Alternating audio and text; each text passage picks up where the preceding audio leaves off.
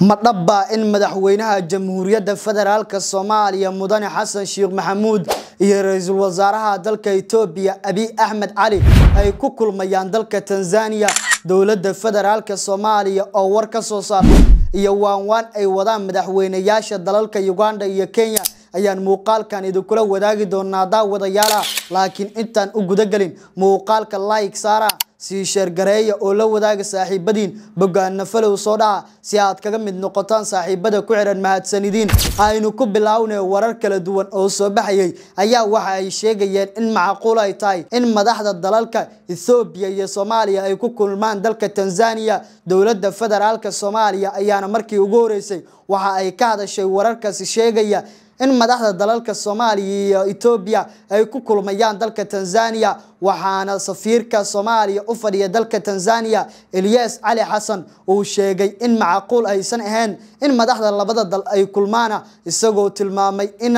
ay soo dhaweynayaan wada hadallada iyo waawaanta ay wadaan wadamada qaaradda Afrika si loo ilaaliyo xasiloonida madaxbanaanida iyo sidoo kale nabadda iyo amniga geeska Afrika sida uu tilmaamay Ilyas Ali Xasan sidoo kale danjiraha Soomaaliya ee dalka Tanzania ayaa waxa uu sheegay in dowladda Ethiopia ay doonayso in ay ku sii adkaysato damaacigeedii ahaa in biyaha Soomaaliya qayb kamid ay qaadato isla markaana taasi ay keenayso in ay san wada kulmin madaxweynaha dalka Soomaaliya iyo sidoo kale ra'iisul wasaaraha dalka Ethiopia isagoo sheegay in mowqifka dowladda dhexe ee Soomaaliya uu yahay halkeedii isla markaana waxba aysan iska bedelin midnimada Jamhuuriyadda Federaalka Soomaaliya iyo in la xurmeeyo madaxbanaanida iyo gobonnimada Soomaaliya ay halkeedii tahay sidoo kale waxa uu sheegay in wada hadalladii Ethiopia iyo Soomaaliya dhaxmaray uu ka socon waayay dalka Ethiopia maadaama Ethiopia aysan daacad ka ahayn wada hadallada Soomaaliya iyo Ethiopia ee ka dhaxeeya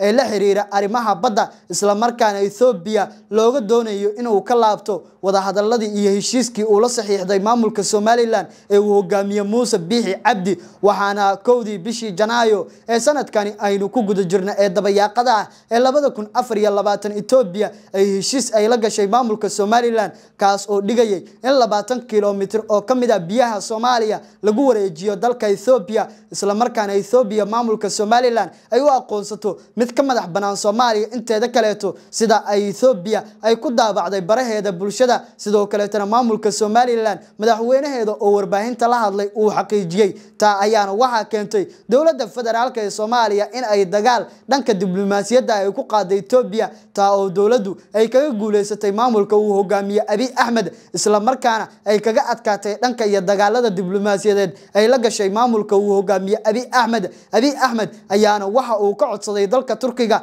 in waan ay dhaxdhigto Soomaaliya iyo Ethiopia ka oo lagu guul dareystay kadib markii saddex is arag oo kala duwan oo Soomaaliya iyo Ethiopia ku dhaxmaray dalka Turkiga isla markaana garwadeen uu ka ahaa wasiirka arrimaha dibadda dalkaasi Turkiga Hakan Fidan uu sheegay in uu burburay kadib markii Ethiopia dhankeeda ay ka socon waayeen wada hadalladii u dhaxeeyay Soomaaliya iyo sidoo kale Ethiopia maadaama Ethiopia ay ku adkeysanayso mowqifkeeda inay hesho 20 kilomitir ee biyaha Soomaaliya sidoo kale dowladda dhexe ee Soomaaliya iyaduna ay doonaysay in Ethiopia ay ka laabato damaceeda la xiriira helitaanka 20 kilomitir ee biyaha Soomaaliya kaas oo dowladda dhexe ee Soomaaliya ay u arkaysay xadgudub ka dhan ah midnimada madaxbanaanida iyo sidoo kale wadajirka ummadda Soomaaliyeed oo ay ku soo xadgudubtay Ethiopia daawade hadii aad soo gaartay dhamaadka muuqaalka like saara si share garay oo la wadaag saaxiibada bogaana falow soo dheh sidoo kale qaybta commentiga waxaad inagula wadaagtaan ma laga yaabaa